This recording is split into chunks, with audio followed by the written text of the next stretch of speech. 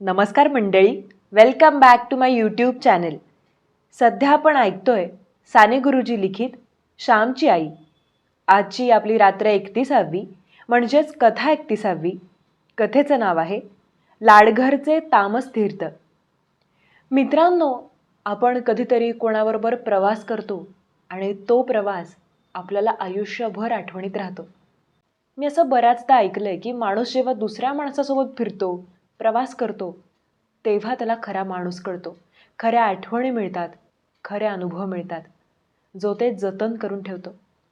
मित्रांनो, श्यामच्या आयुष्यात एक असाच लहानसा प्रवास म्हटलं तरी चालेल, पण आठवण मात्र तो मोठी देऊन गेला. ऐकूयात आपल्या याच सुंदर प्रवास वर्णनाबद्दल. लाडघरचे तामस तीर्थ.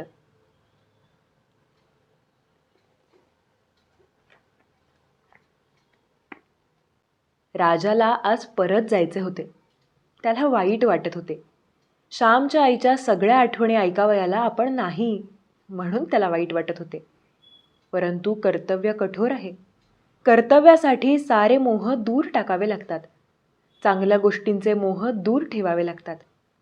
मोह वाईट गोष्टींचेच असतात असे नाही, तर चांगल्या गोष्टींचेही असतात. श्याम, आता आपण परत केव्हा भेटू? तुझी रसाळवाणी पुन्हा केव्हा ऐकावयास मिळेल? श्याम, तुझ्या आठवणी सांगतोस त्या असतात साध्या, परंतु त्यातून सुंदर धर्म तू दाखवून देतोस. कृष्णाच्या लहानशा तोंडात यशोदेला विश्व दिसले, तसे तुझ्या या लहान गोष्टीत धर्माचे व संस्कृतीचे विशाल दर्शन होते. श्याम, काल मी रामजवळ म्हटले की हा गोष्टीमय धर्म आहे किंवा या धर्ममय गोष्टी आहेत. गोष्टी रूपाने तू धर्म सांगत आहेस, धर्मरूपाने गोष्टी सांगत आहेस. रोजच्या आपल्या साध्या जीवनातही किती आनंद व हृदयता आपणास ओतता येईल हे तू दाखवित आहेस, नाही का? या आयुष्याच्या मार्गावर सुखाला व संपत्तीला तोटा नाही. बहीण भावांचे प्रेम, गुराढोरांचे प्रेम, पशुपक्ष्यांचे प्रेम, या सर्वांमुळे जीवन समृद्ध, सुंदर व श्रीमंत करता येते. श्याम, तुझ्या आठवणी ऐकता ऐकता मला कितीदा रडू आले. त्या रात्री तू प्रेमाचे वर्णन करीत होतास, त्यावेळेस मला गहीवरून आले होते. श्याम, आता केव्हा असे ऐकावयास सापडेल? तू जणू श्यामसुंदर कृष्णाची मूर्तीच आहेस, नाही? राजा, अतिशयोक्ती करण्याची तुला सवयच आहे. तुझे माझ्यावर प्रेम आहे म्हणून तुला माझे सारे चांगलेच दिसते. माझ्यात एकच गुण आहे, तो म्हणजे कळकळ.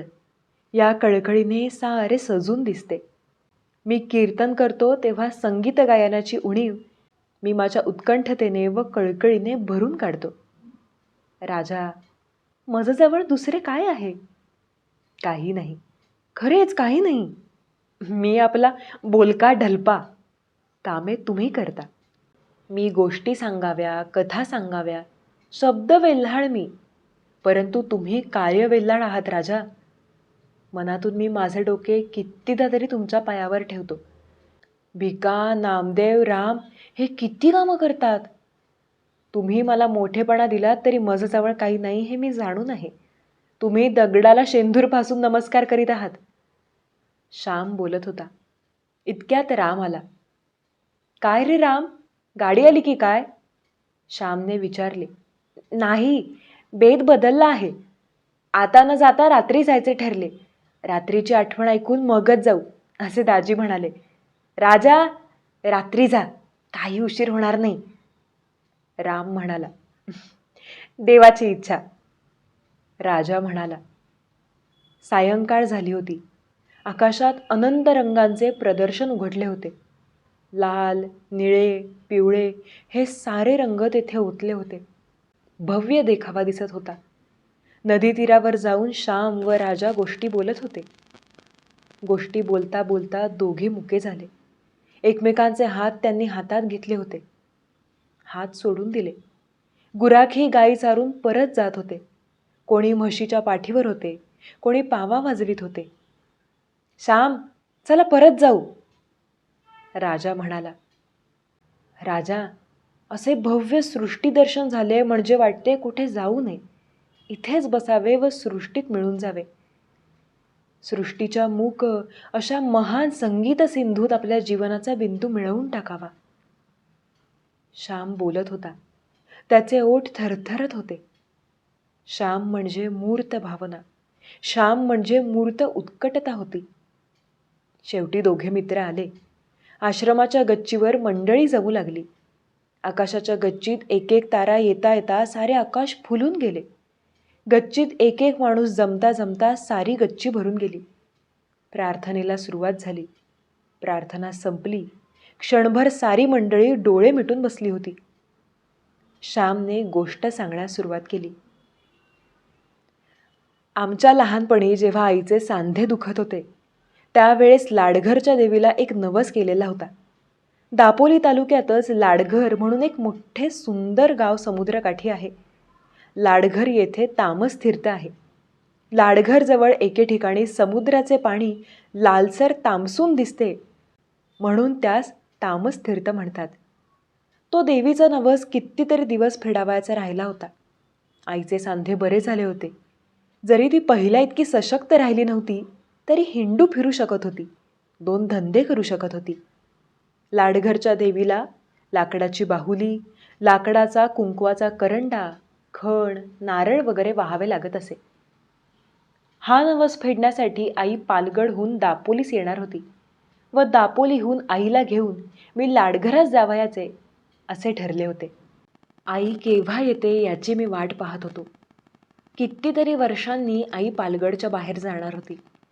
12 वर्षांत पालगडच्या बाहेर ती गेली नव्हती. ना कधी हवा पालट, ना कधी थारे पालट. आई आली. दापोलीहून लाडघरास जाण्यासाठी मी गाडी ठरविली. दापोलीहून पहाटे निघायचे ठरले. दापोलीपासून लाडघर 3 कोस होते. 3 तासांचा रस्ता होता. पहाटेचा कोंबडा आरवला. आई उठली. मीही उठलो. गाडीवान वेळेवर आला व हाका मारू लागला. मी सारे सामान घेतले.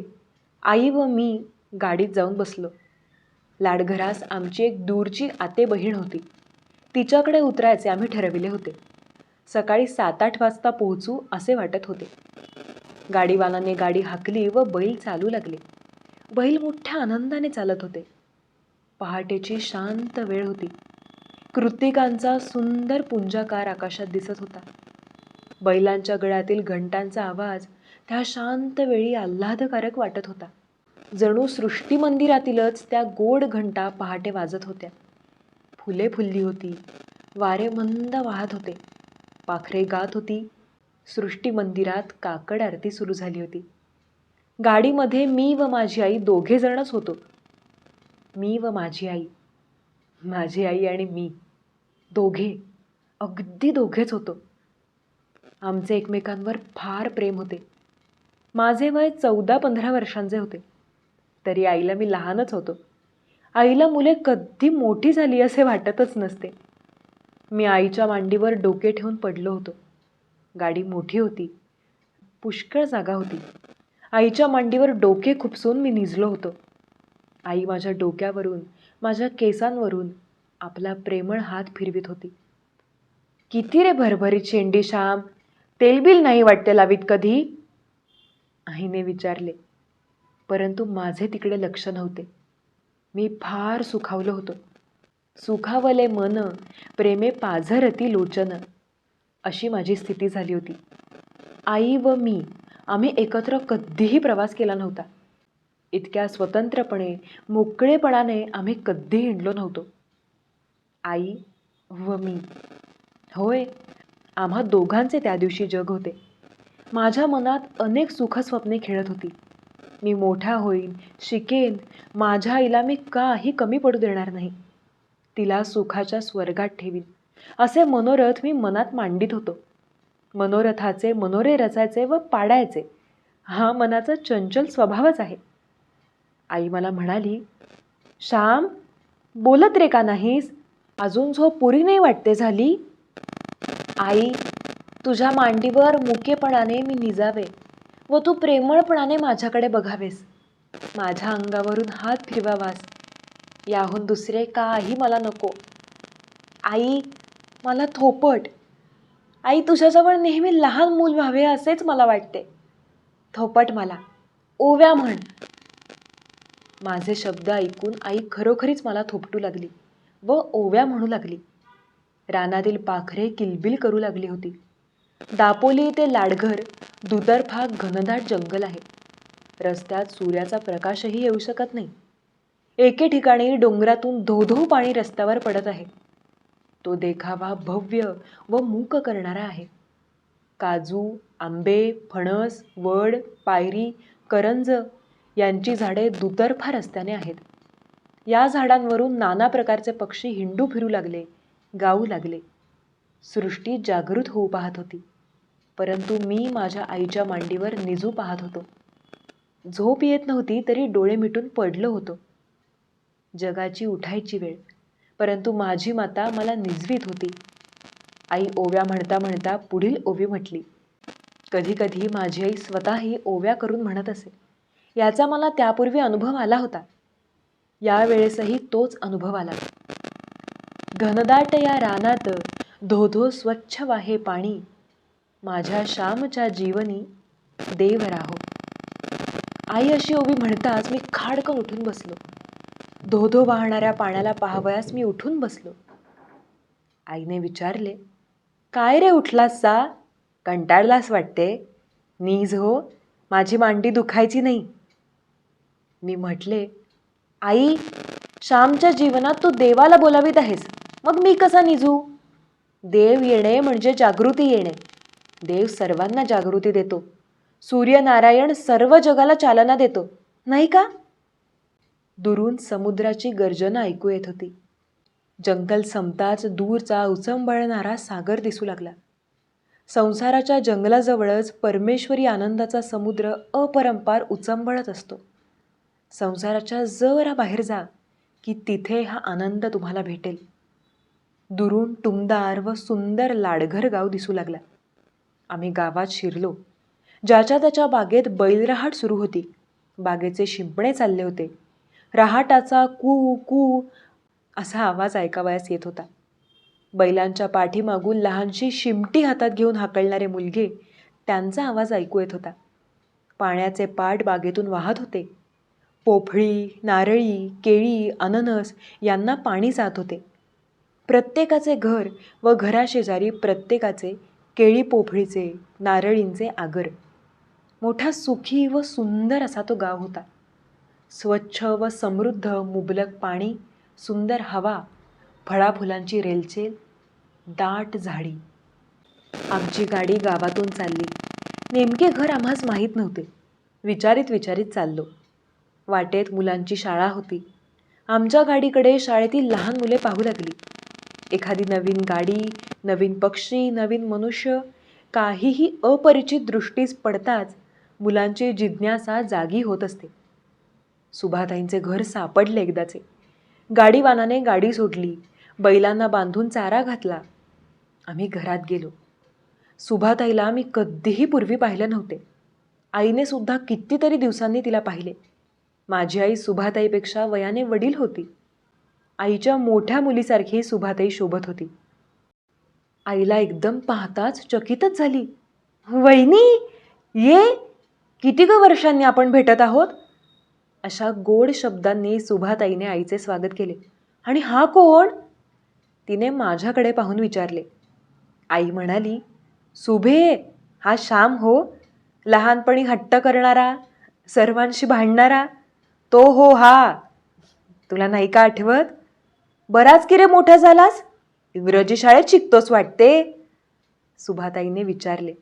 हो, मी 4थ्या इयत्तेत आहे, असे मी उत्तर दिले. त्या प्रेमळ भरल्या घरात आम्ही एकदम घरच्यासारखे होऊन गेलो. सुभाताई म्हणाली, वहिनी, समुद्रावर आत्ताच स्नाने करावयास जा, म्हणजे 10-11 वाजायला परत याल. दुपारी जेवणे खाणे झाल्यावर देवीला जाऊ, म्हणजे सायंकाळी तुम्हाला परत जायला गाडी जोडता येईल.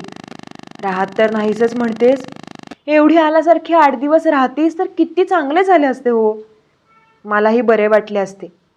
सासरी राहून माहेरचा अनुभव घेतला असता. राहशील का? सुभे, ही गाडी परत भाड्याची ठरविली आहे. शिवाय तिकडे घरी तरी कोण आहे हो? लहान मुलांना ठेवून आले. श्यामची ही शाळा बुडेल. पुष्कळ वर्षांनी दोघी भेटलो, हेच पुष्कळ झाले. मग आताच आम्ही समुद्रावर जाऊन येतो हो. आई म्हणाली. आम्ही कपडे घेतले. सुभाताईचे यजमान आमच्याबरोबर निघाले. गाडी जुंपली. गाडी जोरात निघाली. समुद्र जवळ होता. समुद्राच्या बाजूबाजूनेच रस्ता होता. आम्हाला तामस तीर्थावर जावयाचे होते. मी समुद्राकडे सारखा पाहत होतो. माझ्या चिमुकल्या डोळ्यांनी त्याला जणू पिऊन टाकीत होतो. अफाट सागर, अनंत सिंधू, ना अंत ना पार.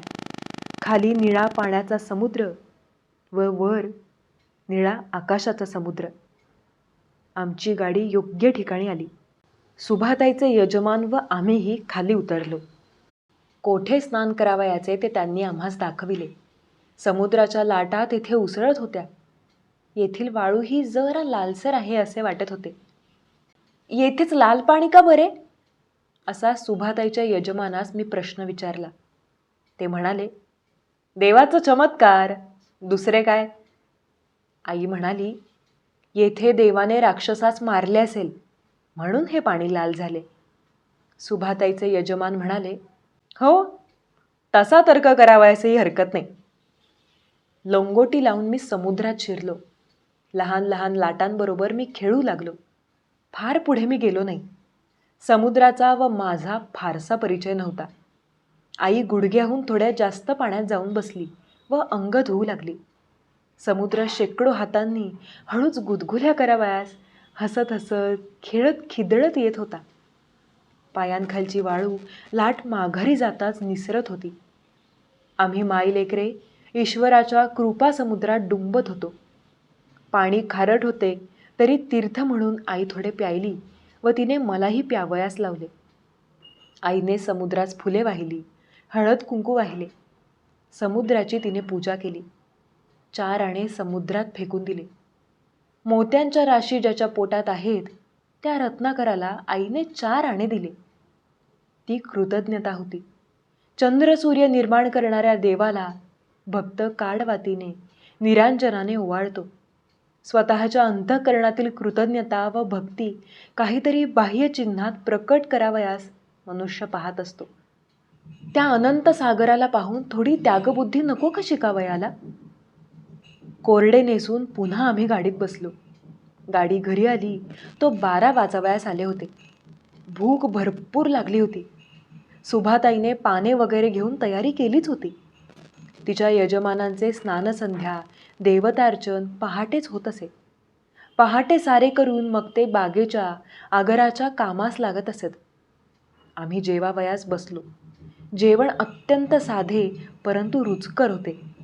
सुभाताईने तेवढ्यातल्या तेवढ्यात आमच्यासाठी खांडवी हे साधे पक्वान्न केले होते. नारळाचा आंगरस काढला होता. नारळाची चटणी होती.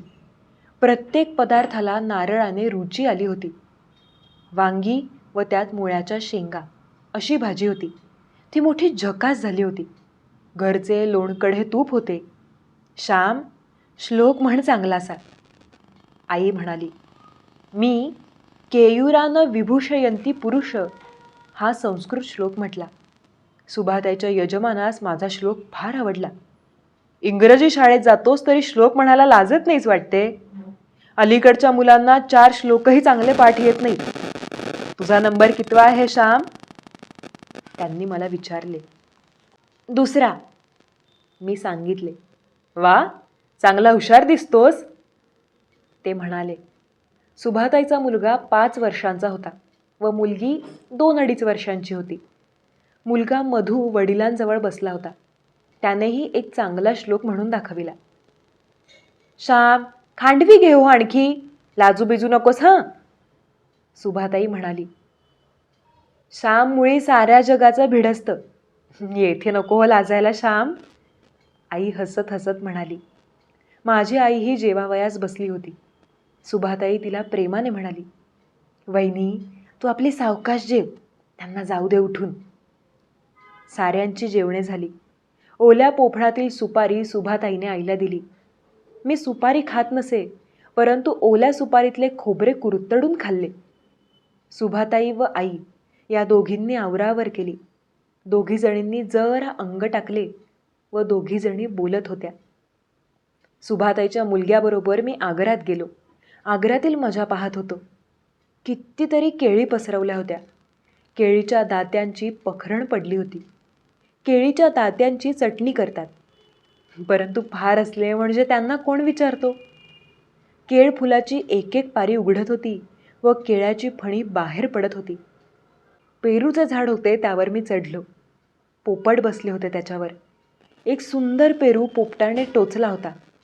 आम्ही तो पाडला व खाल्ला.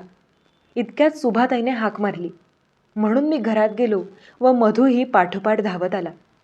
श्याम, त्या पपनशीवरची 2-3 पपनासे तोडून आण.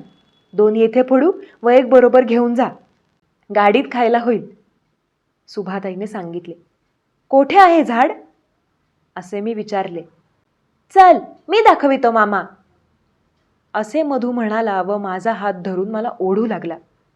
पपनशीच्या झाडावर पिवळी पिवळी नारळाच्या सुखडी एवढी पपनसे लटकलेली होती. आमच्या घरी लहानपणी पपनसे होती, परंतु तिला तितकी मोठी फळे येत नसत. मी झाडावर चढून 2-3 पपनसे पाडली. पपनसे घेऊन आम्ही घरात गेलो.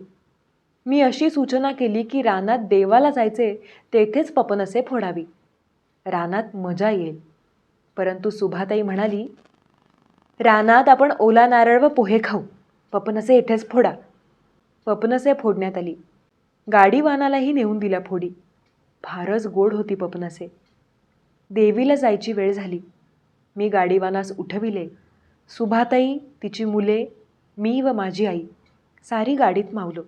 गाडी मोठीच होती. गावाबाहेर टेकडीच्या पायथ्याशी ती देवी होती. आईने देवीची पूजा केली. लाकडी बाहुली, करंडा, बांगड्या तिच्या पायांवर वाहिल्या. खणा नारळांनी देवीची ओटी भरण्यात आली. साऱ्यांनी कपाळाला अंगारा लावला व घरच्या माणसांसाठी कागदाच्या चिटोऱ्यात आईने पुडी करून घेतली. मग आम्ही वनभोजन केले. नारळ, पोहे, गूळ. रानात गंमत वाटली. रानात नेहमी मजा वाटते. मनाला प्रसन्न व मोकळे वाटते. वनभोजने. तेथे घराच्या भिंती नसतात. विशाल सृष्टीच्या विशाल घरात आपण असतो. तेथे संकुचितपणा नाहीसा झालेला असतो. देवीच्या पाया पडून आम्ही घरी गेलो. आम्हाला आता परत दापोलीस जावयाचे होते. दापोलीहून रात्री बैलगाडीने आई परत पालगडला जाणार होती. आम्ही तयारी केली. मी सुभाताईला व तिच्या यजमानांना नमस्कार केला.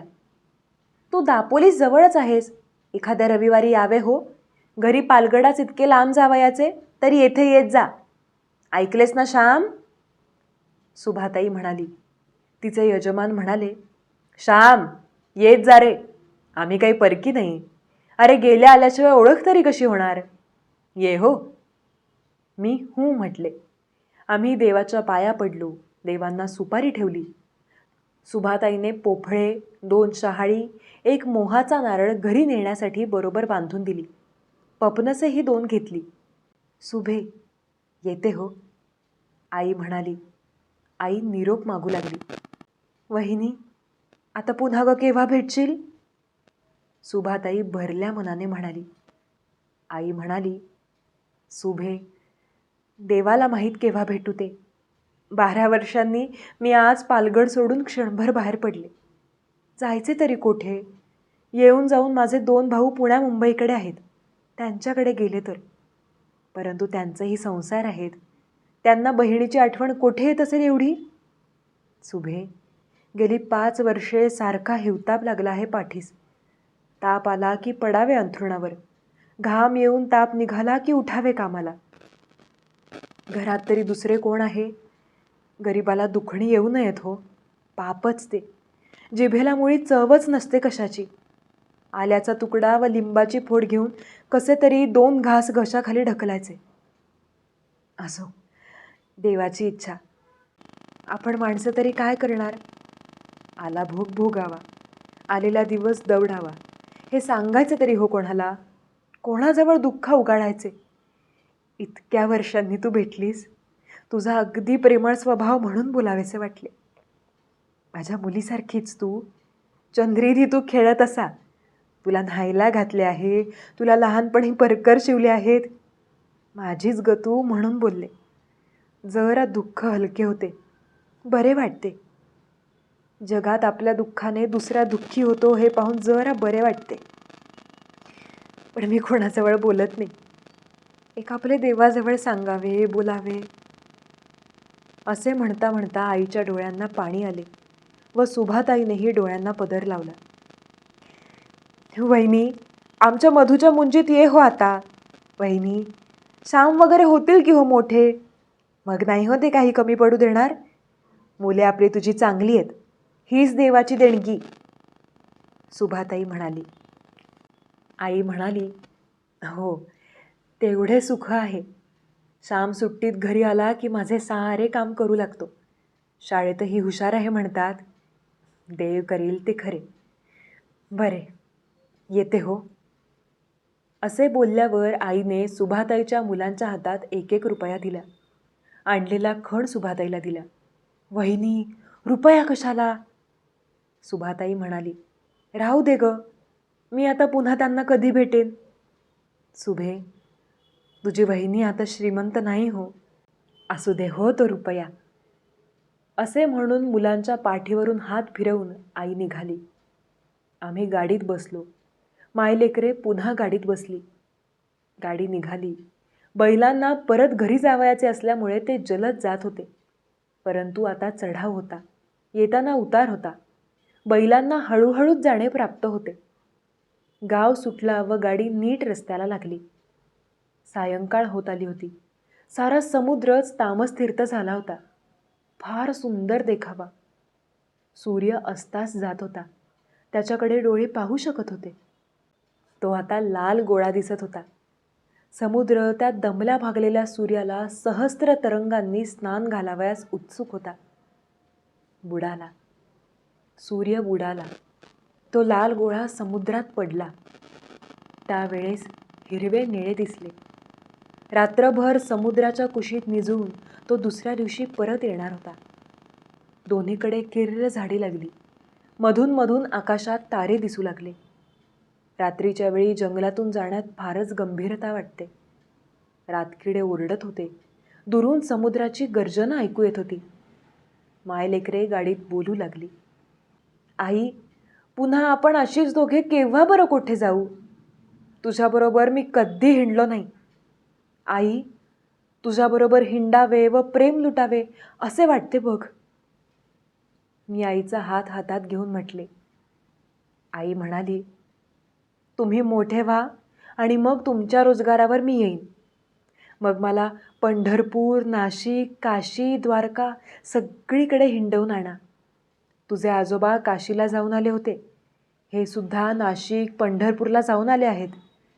परंतु मी कुठे जाणार आणि कोण नेणार? अंगणातल्या तुळशीजवळच माझी काशी आणि माझे पंढरपूर. आपल्यात म्हण आहे ना, काशीस जावे नित्य वदावे, यात्रेच्या त्या पुण्य घ्यावे.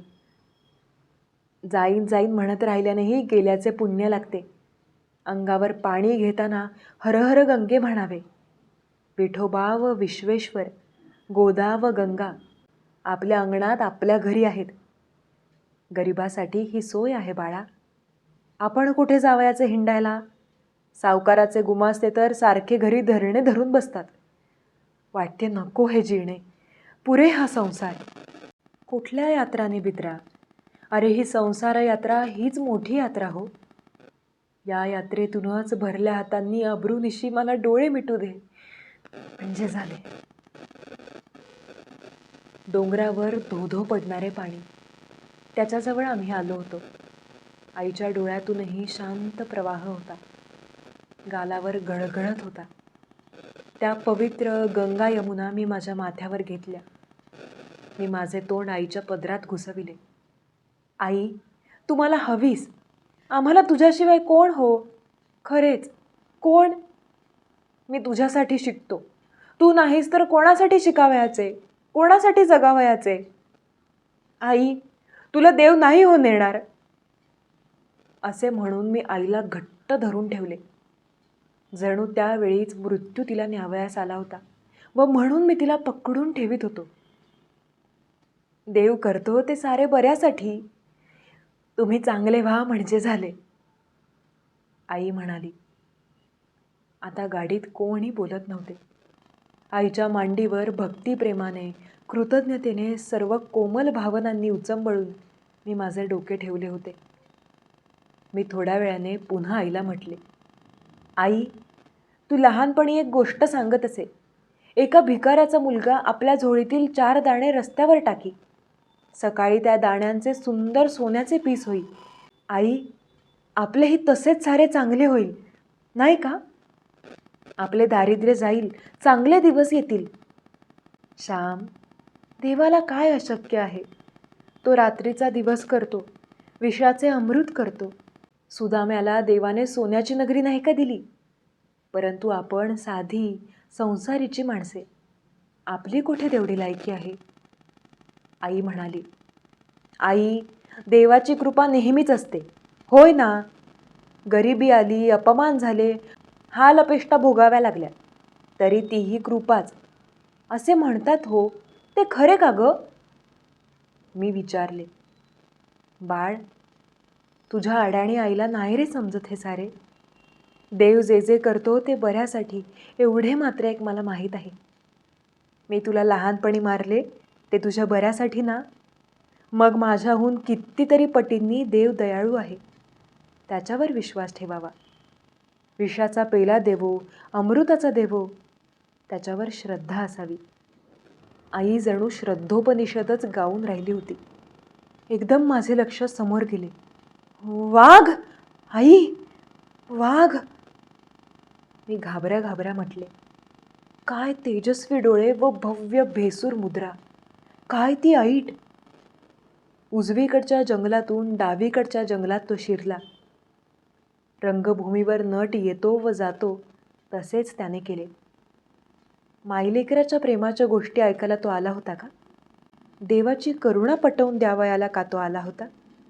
माझ्या आईवर पशुपक्षी प्रेम करीत, गाई गुरे मांजरे प्रेम करीत. मांजराची गोष्ट मी शेवटी सांगणार आहे. मांजर म्हणजे वाघाची मावशी. माझ्या आईवर मांजर प्रेम करी, मग वाघ का करणार नाही? तो माझ्या आईचे दर्शन घ्यावयास आला होता. क्रूरपणा दूर ठेवून नम्रपणे वंदन करावयास तो आला होता. हळूहळू दापोली गाव आले. दूरचे दिवे लुकलुक दिसू लागले. रात्री 9 वाजता आम्ही घरी येऊन पोहोचलो. आई त्याच रात्री पालगडास गेली नाही, दुसऱ्या दिवशी गेली. मित्रांनो, तो दिवस व ती रात्र माझ्या जीवनात अमर झाली आहेत. त्यानंतर पुन्हा कधीही मी व माझी आई एकत्र कुठेही गेलो नाही. तो एकच दिवस. त्या एकाच दिवशी मी व माझी आई सृष्टी माऊलीच्या समुद्र व वनराजी यांच्या सहवासात होतो. दोघे रंगलो, प्रेमात डुंबलो, हृदये हृदयात ओतली. त्या दिवसानंतर माझ्या आईच्या जीवनात अधिकाधिक कष्ट व संकटे येऊ लागली. देव माझ्या आईच्या जीविताचे सोने अस्सल 100 नंबरी सोने करू पाहत होता. आणखी प्रखर भट्टीत तो तिला घालू लागला. गड्यांनो, माझी आई म्हणजे शापभ्रष्ट देवताच होती. असे सांगून श्याम एकदम उठून गेला. सारे स्तब्ध बसले होते. थोड्या वेळाने मंडळी भानावर आली व आपापल्या घरी भरल्या अंतःकरणाने निघून गेली.